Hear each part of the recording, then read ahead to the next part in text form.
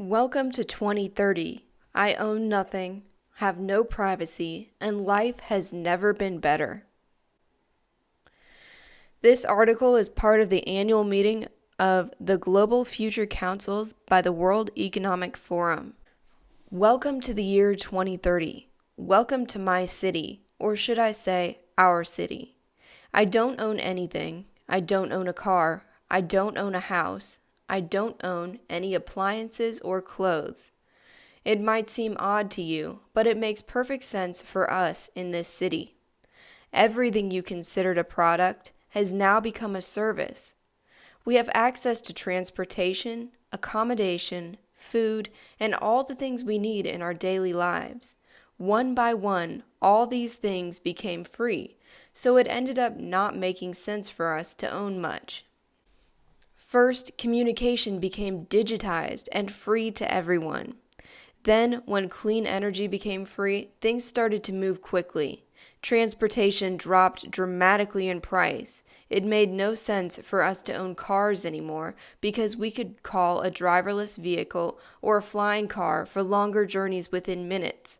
We started transporting ourselves in a much more organized and coordinated way when public transport became easier, quicker, and more convenient than the car. Now I can hardly believe we accepted congestion and traffic jams, not to mention the air pollution from combustion engines. What were we thinking? Sometimes I use my bike when I go to see some of my friends. I enjoy the exercise and the ride. It kind of gets the soul to come along on the journey. Funny how some things never seem to lose their excitement. Walking, biking, cooking, drawing, and growing plants. It makes perfect sense and reminds us how our culture emerged out of a close relationship with nature. In our city, we don't pay rent because someone else is using our free space whenever we do not need it. My living room is used for business meetings when I am not there. Once in a while, I will choose to cook for myself. It's easy.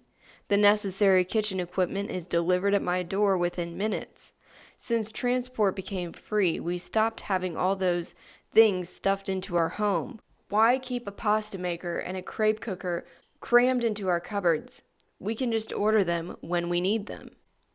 This also made the breakthrough of the circular economy easier. When products are turned into services, no one has an interest in things with a short lifespan. Everything is designed for durability, repairability, and recyclability. The materials are flowing more quickly in our economy and can be transformed to new products pretty easily.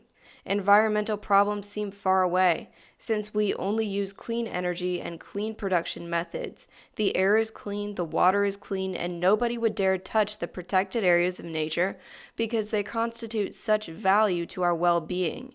In the cities, we have plenty of green space and plants and trees all over. I still do not understand why in the past we filled all free spots in the city with concrete. Shopping? I can't really remember what that is. For most of us, it's been turned into choosing things to use. Sometimes I find this fun, and sometimes I just want the algorithm to do it for me. It knows my taste better than I do by now. When AI and robots took over so much of our work, we suddenly had time to eat well, sleep well, and spend time with other people. The concept of our rush hour makes no sense anymore, since the work we do can be done at any time. I don't really know if I would call it work anymore. It is more like thinking time, creation time, and development time. For a while, everything was turned into entertainment, and people did not want to bother themselves with difficult issues. It was only at the last minute that we found how to use all these new technologies for better purposes than just killing time. My biggest concern is all the people who do not live in our city. Those we lost on the way. Those who decided that it became too much, all this technology. Those who felt obsolete and useless when robots and AI took over big parts of our jobs. Those who got upset with the political system and turned against it. They lived different kind of lives outside the city. Some have formed little self-supplying communities. Others have just stayed in empty and abandoned houses in small 19th century villages. Once in a while, I get annoyed about the fact that I have no real privacy, nowhere I can go and not be registered. I know that somewhere, everything I do, think, and dream is recorded. I just hope that nobody will use it against me. All in all, it is a good life, much better than the path we were on, where it became so clear that we could not continue with the same model of growth. We had all these terrible things happening: lifestyle diseases, climate change, the refugee crisis, environmental degradation, complete congested cities, water pollution, air pollution, social unrest, and unemployment. We lost way too many people before we realized that we could do things differently. Author's note: some people have read this blog as my utopia or dream of the future. It is not. It is a scenario showing where we could be heading, for better and for worse. I wrote this piece to start a discussion about some of the pros and cons of the current technological development. When we are dealing with the future, it is not enough to work with reports. We should start discussions in many new ways. This is the intention with this piece. Just as the author has responded to what her view on the future is, I decided to go ahead and write my response to the World Economic Forum's article. And just like she says that it's not a fictional story, but a projection of what she thinks might happen in the future, I want to say the exact same thing. But I'm taking it from a different point of view, not from the inside of their little created utopian village.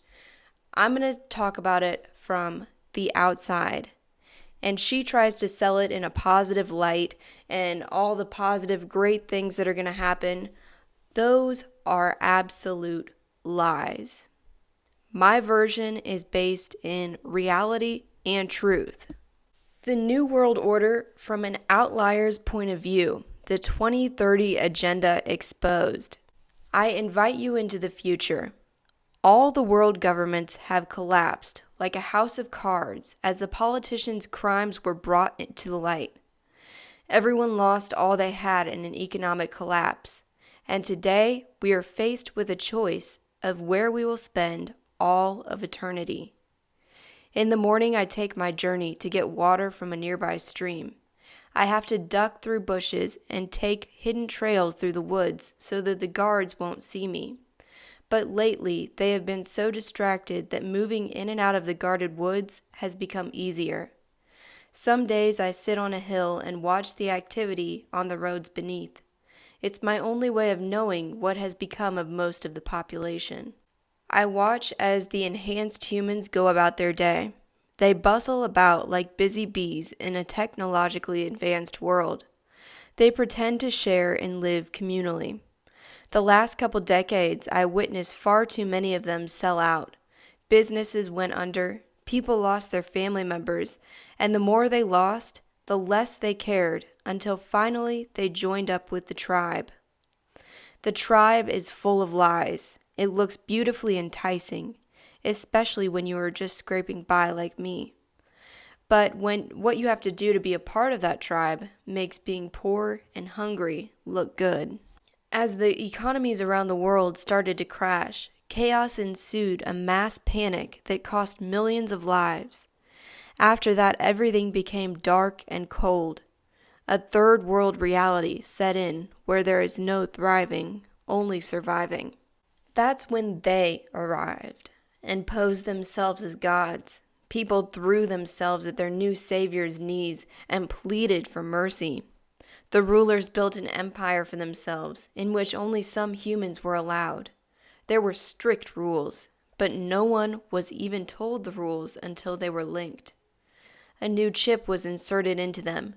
What started as one chip would become many that would flow in and out of the bloodstream to the targeted part of the body to be monitored. I got to watch as lines of people waited to be chipped outside the empire gates. I saw people mindlessly offer their hand to be injected, and I watched them become complacent afterward, robot-like and instantly less human. I mourned for them because I was warned these days were coming. I knew what the chips were, and I knew what happened if you didn't accept one or went against the rulers. One day I was watching them from the hill, hidden behind an oak tree. It was the day I knew the earth would never be the same again. It was the day I saw the fate of the outliers like me. A woman by the name of Joan was being led into the line by her sons. I saw her internal struggle reflected in her expression, and I wondered if she would take the chip to stay with her family or turn away. Then I heard her screaming, "These are the last days. Don't make this mistake of taking the mark. Jesus came to this earth to give us eternal life. This life is but an instant."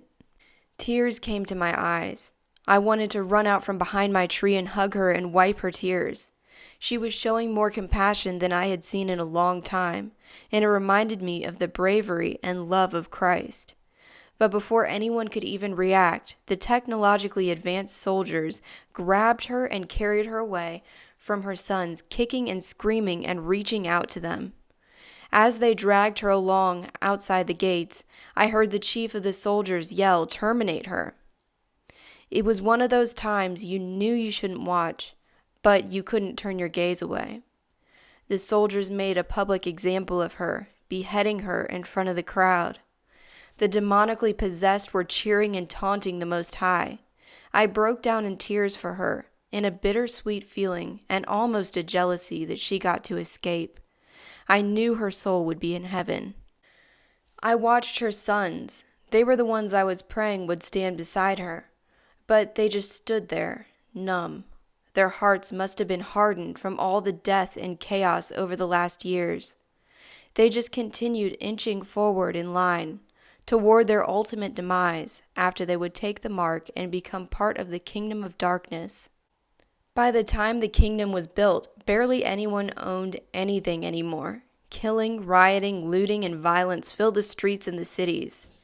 Due to urbanization, most people lived in the cities at the time of the crash.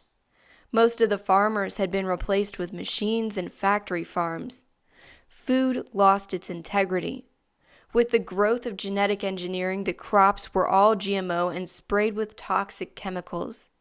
Looking back now, I can't believe how easy it was to get food. We even had the option to have groceries delivered to us by a drone. Most people still wanted to go to the store and choose their own produce, but with the rise of large corporations like Amazon, there was no need to. I wish more people would have known what companies like Amazon were doing in the background before it was too late. The corporations wrecked the small businesses because they just couldn't compete with wholesale prices. What started there spiraled into the economic crash. No gold, silver, or riches could have saved us. The richest people fell the hardest. They had the most to lose. I remember back then driving by preachers on the corner who were warning us of what was to come.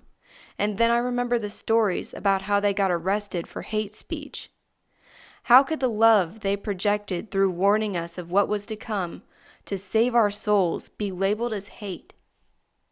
I long for people like that, but with every day they become fewer and further between as they go to be with the Lord. During the day I prepare my camp. I gather food, and most of all, I pray. I lay in the sun and look up at the sky, and even in the midst of the pain and the heartache, I smile because I know Jesus is coming soon. This world offers me no hope. Not even the false saviors can get me to hope in this world again. I look up because every ounce of my hope is in Jesus, and I know with all my being, He's coming soon.